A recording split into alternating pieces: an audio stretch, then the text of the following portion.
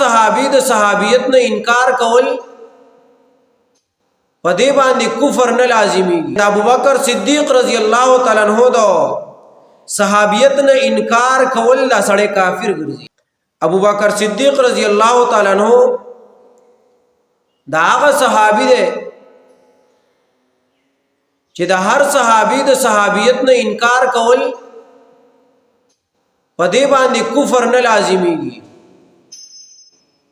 چې یو سړی په هغه باندې کافر وګرځي. لیکن د صحابي د صحابیت نه انکار کول یا سړی فاسق فاجر ګرځي یا بدعتي ګرځي. بعض علما دا شي وي. لیکن د ابوبکر صدیق رضی الله تعالی عنہ دا صحابیت نه انکار کول لا سړی کافر ګرځي.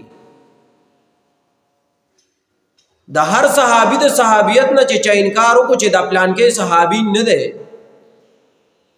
نو علما وایي چې په دبانې د کفر فتوا مور کوي سړی فاسق فاجر بدعتي ګرځي.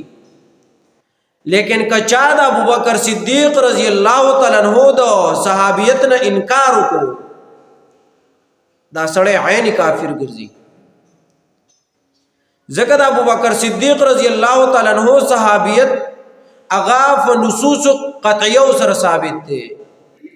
قران کریم دا صحابیت ذکر کړی دی لکه سورہ توبہ آیات 40 چرواړه اذ یقول لصاحبه لا تحزن ان الله معنا.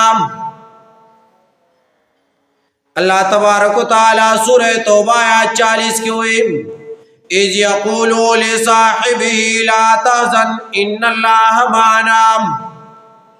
کله نبی علیہ الصلوۃ والسلام خپل ملګری ته وې خپکه غمام غمجن کې غمام یقینا اللہ تعالی زمون سره ملګری دی. ملګری سو کو ابوبکر صدیق رضی اللہ تعالی عنہ.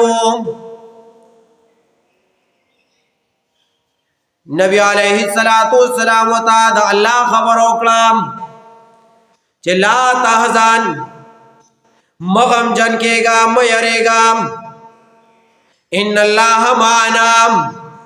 اللہ زمون سره دی اللہ زمون ملګری دی.